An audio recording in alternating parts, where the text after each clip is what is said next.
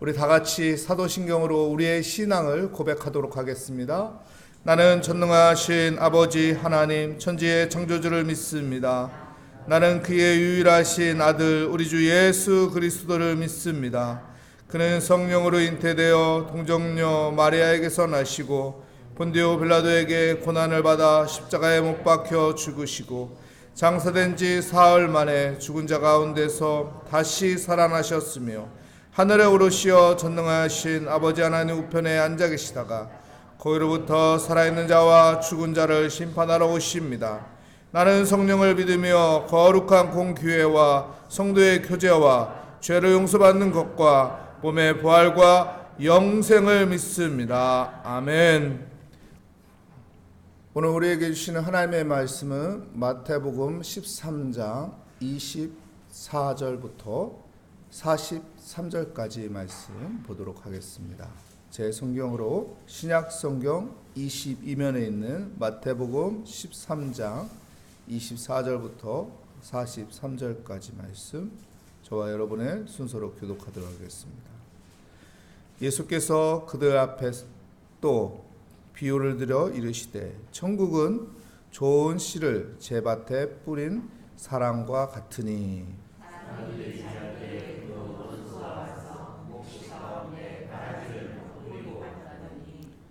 싹이 나고 결실할 때 가라지도 보이거늘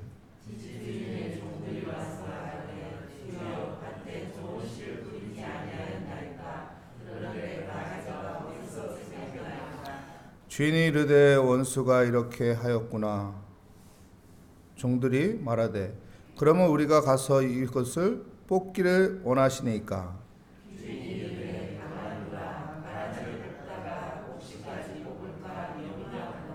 둘 다 추수 때까지 함께 자라게 두라. 추수 때 내가 추수꾼들에게 말하기를 가라지는 먼저 거두어 불사르게 단으로 묶고 곡식은 모아 내 곡간에 넣으라 하리라.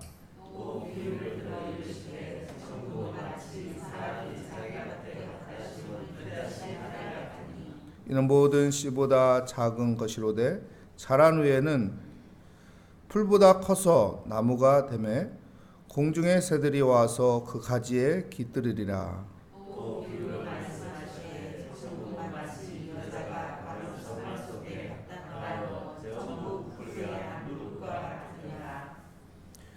예수께서 이 모든 것을 우리에게 비유로 말씀하시고 비유가 아니면 아무것도 말씀하지 아니하셨으니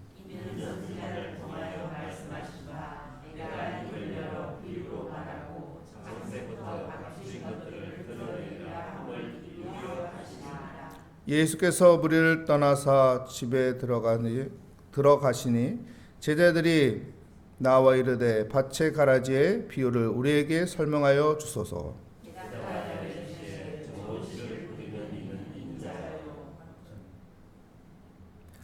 밭은 세상이요 좋은 씨는 천국의 아들들이요 가라지는 악한 자의 아들들이요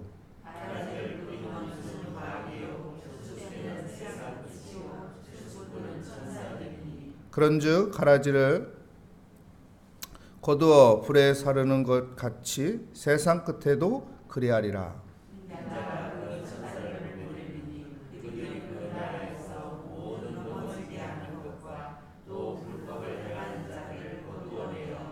불못불에 던져 넣으리니 거기서 울며 이를 갈게 되리라.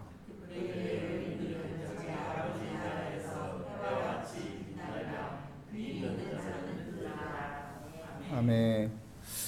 다른 비유들이라는 제목으로 하나님의 말씀을 증거하도록 하겠습니다. 마태복음에 보면은 주님께서 설교를 하는 부분이 5부분이 있어요. 그러니까 크게 5부분을 설교하는데 첫 번째는 우리가 잘 아는 산상수훈을 설교하시죠.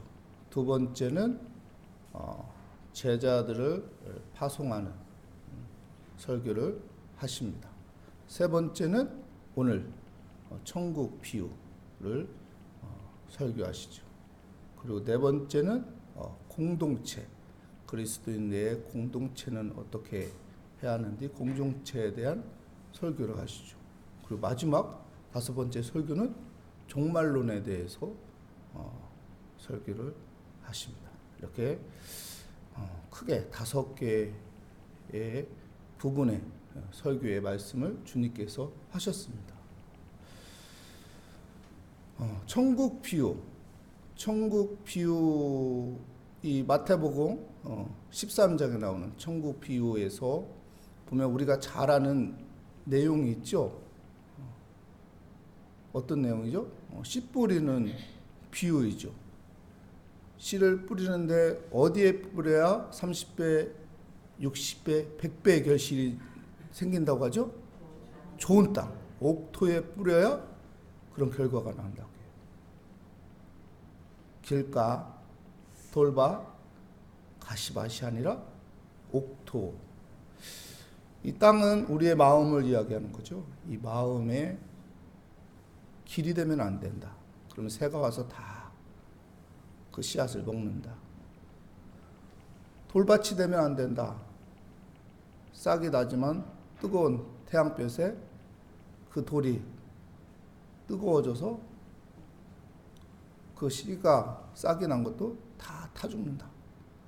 가시넝쿨이 되면 안 된다. 가시넝쿨이 자라지 못하도록 찌르고 그를 칭칭 감고 자라지 못하도록 한다.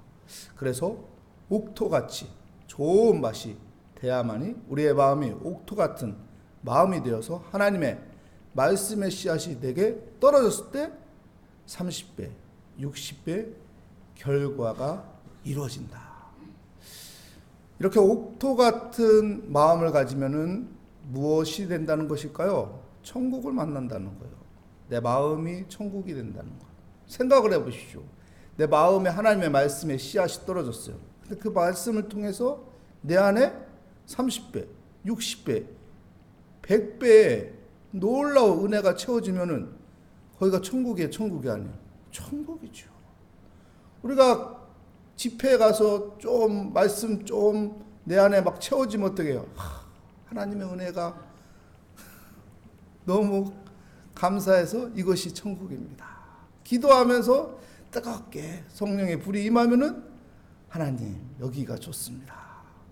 이 마음에 무엇이 채워져 있느냐에 따라서 나는 지금 오늘 또 천국을 살고 있는지 아니면 지옥에서 헤매고 있는지 내가 느낄 수가 있어.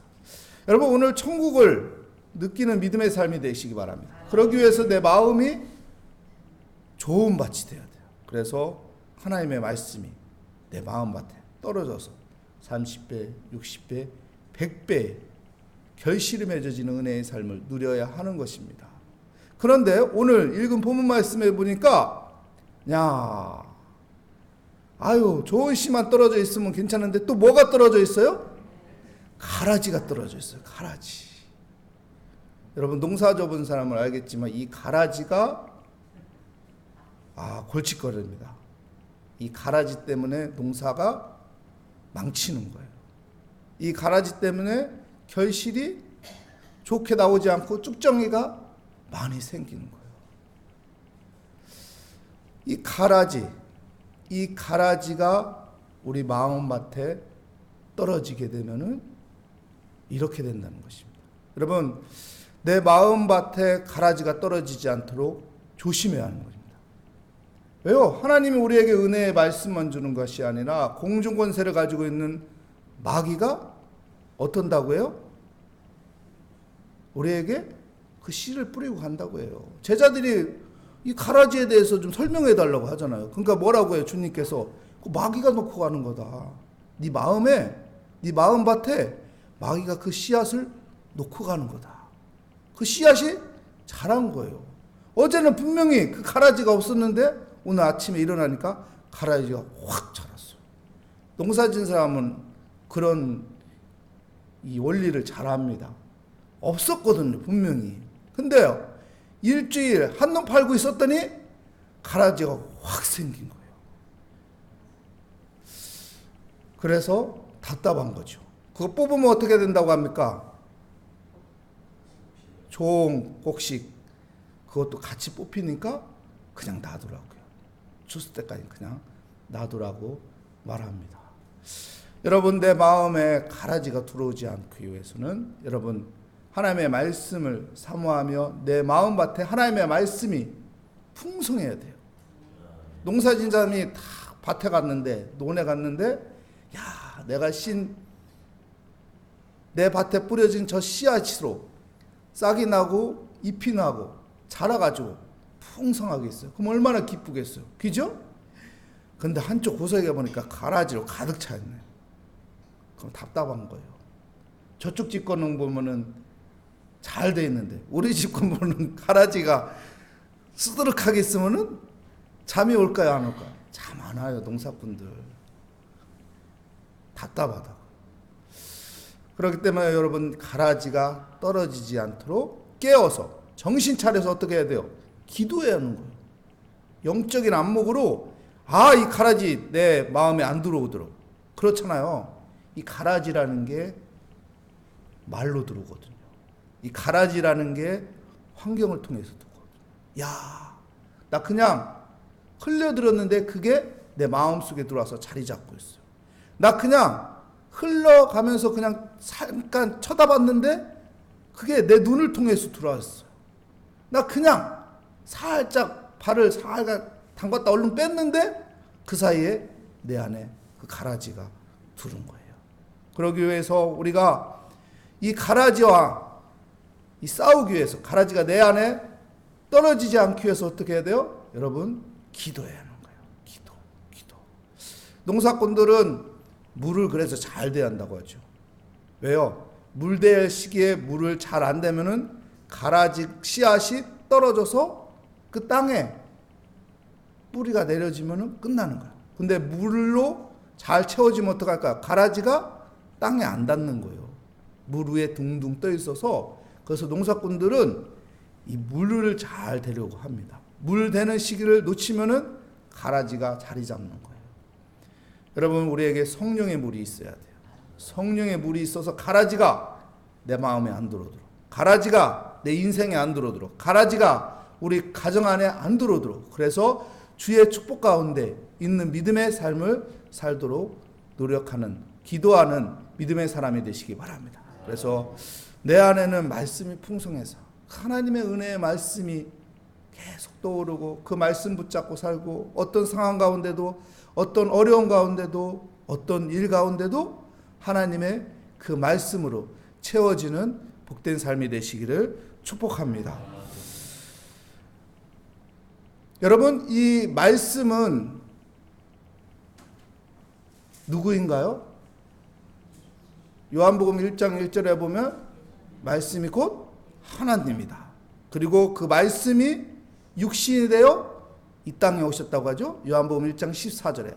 그러니까 말씀이 육신이 돼서 이 땅에 오신 예수 그리스도. 그러니까 하나님이 말씀이고 말씀이 예수님이고. 여러분, 이 땅을 다스리는 분은, 우리의 마음을 다스리는 분은 누가 되어야 하는 걸까요? 하나님이 되어야 돼요. 예수 그리스도가 되어야 하는 거예요.